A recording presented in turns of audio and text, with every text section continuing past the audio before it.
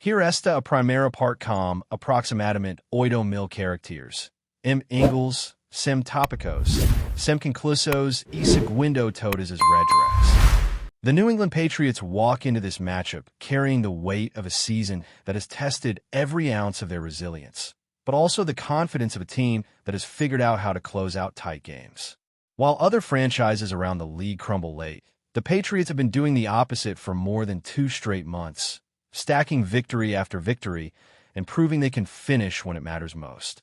It feels almost surreal to say it out loud, but this team has not tasted defeat since that showdown against Pittsburgh back in Week 3.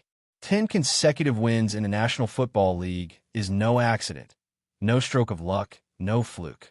It is the product of a team that continues to evolve, continues to adjust, and continues to answer every close fourth quarter with composure.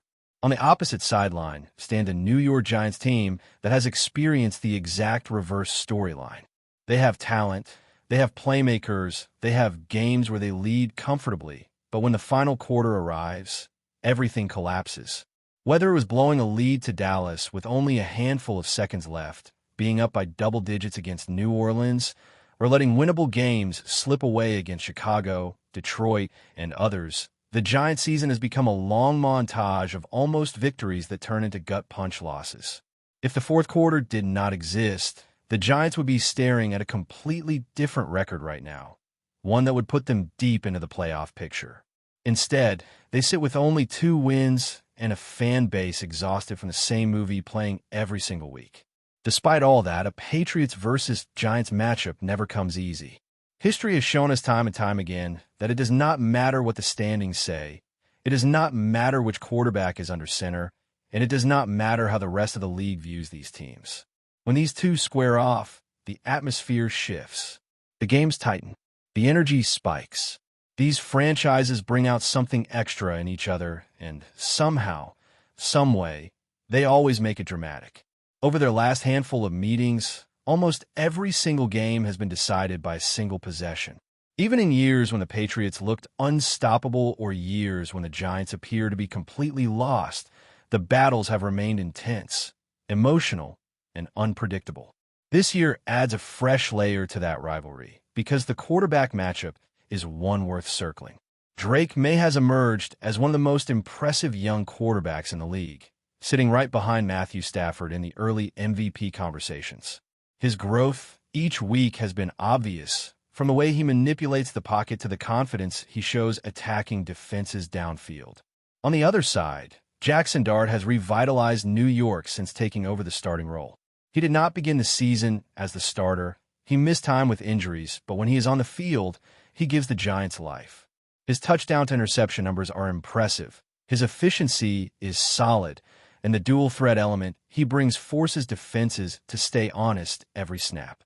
For the first time, these 2 young quarterbacks will go head-to-head under the primetime lights, and both fan bases have been counting down the days just to see how it plays out. Of course, the Patriots have their own challenges heading into this one, especially in the trenches. The offensive line is walking into the game severely depleted, missing key figures who normally anchor the protection. With Will Campbell sidelined and Jared Wilson working to recover, the pressure on the remaining linemen is massive.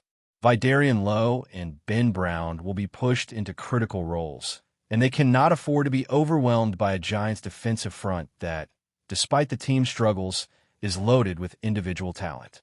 Brian Burns, Kayvon Thibodeau, Abdul Carter, and the ever-dominant Dexter Lawrence create one of the more aggressive defensive fronts in football. And if they get rolling, it becomes a long night for any quarterback. Drake May has shown he can extend plays and escape the pocket, but constant pressure has a way of dictating pace, rhythm, and momentum.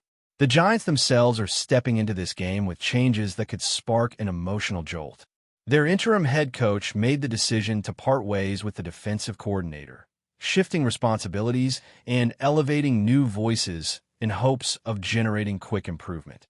That kind of shakeup sometimes gives a team an instant boost, especially on the defensive side, where urgency and aggression can turn into big plays.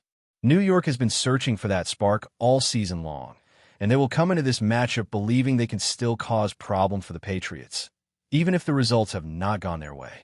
If there is one area where New England can create separation, it is the ground game.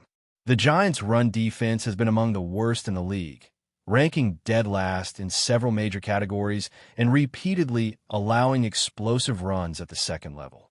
That opens the door for the Patriots' speediest back to make an impact. Trayvon Henderson has already flashed his ability to rip off massive runs, and against a defense that has struggled to plug lanes, he becomes a potential difference maker. The Patriots have not had consistent rushing production this season, but they have had explosive plays, and against a defense this vulnerable, one explosive run can flip momentum instantly. Containing Jackson Dart will be another defining point of this matchup. His passing numbers speak for themselves, but what often goes unnoticed is his ability to escape pressure and convert broken plays into big gains. He runs with confidence, he steps into open space when the pocket collapses, and he has already found the end zone on the ground multiple times. The Patriots will need disciplined edge containment and a dedicated spy to prevent him from turning third and long situations into first downs with his legs. All it takes is one clean running lane for him to take off, and New England cannot afford to let him steal possessions that way. Red zone execution, however, remains the biggest concern for the Patriots. For a team that leads the league in passing yards and consistently puts up high-scoring totals, failing to convert inside the 20-yard line has been a frustrating theme. Last week's sequence against Cincinnati, when New England had 7 opportunities at the 1-yard line and came away with nothing, still hangs in the air as a painful reminder of what cannot happen again.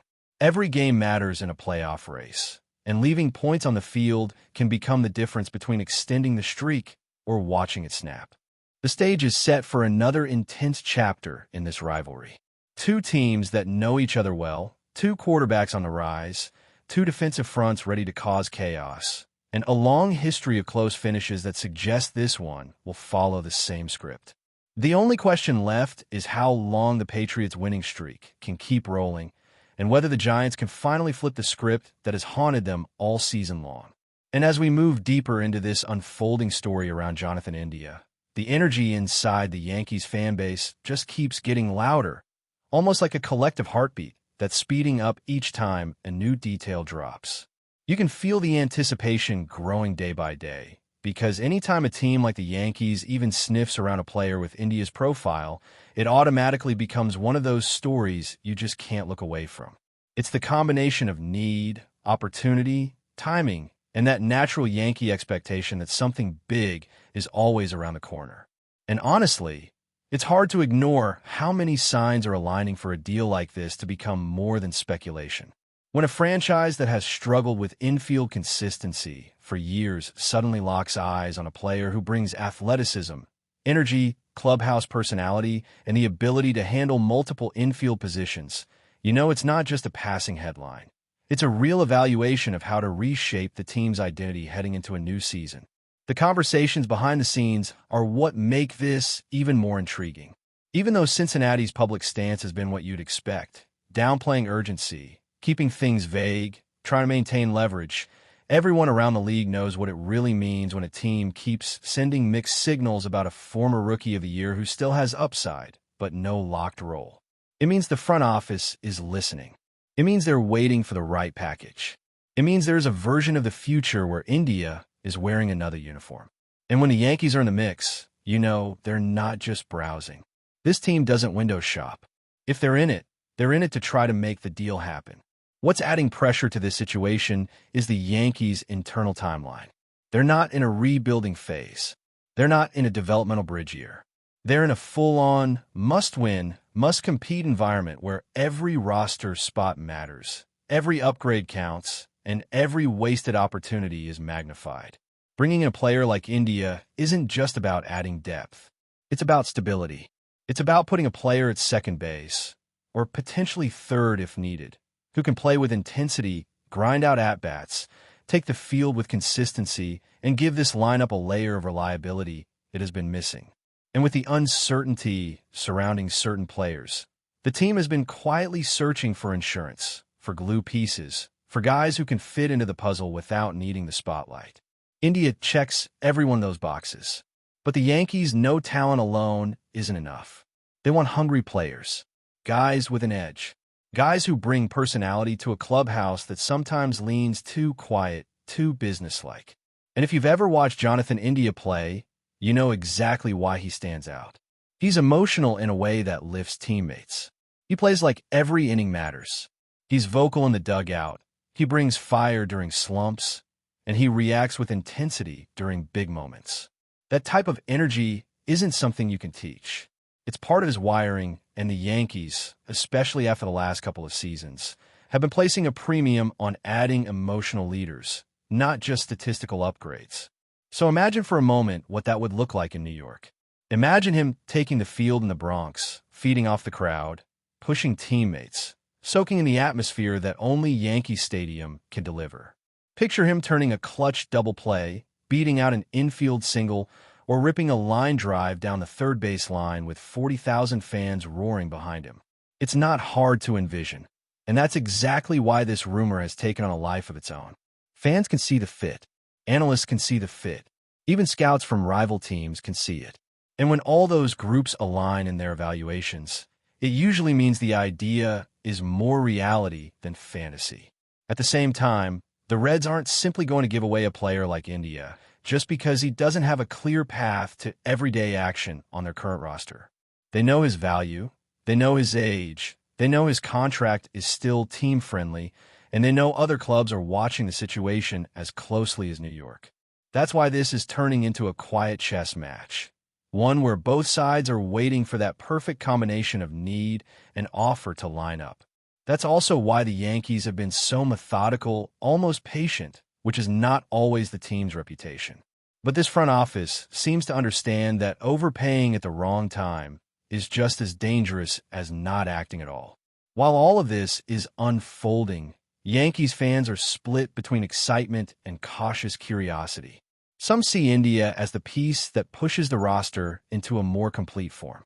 Others question whether the team should use their trade chips on pitching instead, especially considering past injuries. But regardless of where fans fall on that spectrum, there's no denying that this rumor has turned into one of the most talked about potential moves of the offseason. Every small update creates waves. Every insider comment becomes ammunition for another round of debates. And every hint from Cincinnati or New York becomes a new spark that sets the conversation on fire all over again. What's even more interesting is the ripple effect this could have on the rest of the offseason. If the Yankees do land Jonathan India, it could open the door to reposition other players, adjust defensive assignments, and even free up certain assets for additional moves. It could change the tone of spring training. It could solidify the infield rotation. It could bring a little more swagger back into the locker room. Moves like this aren't just about replacing a stat line. They're about shifting momentum, reinforcing culture, and signaling to the league that the Yankees are done being passive observers. They want to take control again. And the truth is, the fans deserve that. After the roller coaster of the past seasons, after the frustrations, the injuries, the inconsistency, the near misses, this is the time to be aggressive, to be bold, to build a roster that doesn't just compete but intimidates. A roster that forces opponents to change their game plan the moment they step into Yankee Stadium. A roster that is deep enough, hungry enough, and energetic enough to push into October and make noise again. Before we continue, don't forget to subscribe to Patriots Hub and give this video a like. Your support helps us keep delivering the latest updates on our New England Patriots. And don't be shy. Share your thoughts on the news in the comments below. The news, still unofficial but confirmed by a multitude of high-level league sources speaking on the condition of anonymity, is sending seismic shockwaves across the AFC landscape. Patriots Surtain II, the league's preeminent lockdown cornerback, is headed to the New England Patriots. This stunning acquisition, reportedly finalized in a monumental deal that will surely involve a king's ransom of future draft capital, fundamentally and immediately reshapes the competitive balance of the conference. Forget about patiently building for the future. This transaction screams win now and signals a fierce, aggressive intent from the Foxborough front office. The impact cannot be overstated. The Patriots' defensive backfield, which was previously considered a solid disciplined unit is instantaneously rocketed into the undisputed upper echelon of NFL secondaries. Surtain's arrival is the ultimate defensive cheat code, pairing his generational athleticism, impeccable footwork, and rare instinctual ball skills with New England's historically disciplined, scheme-heavy approach.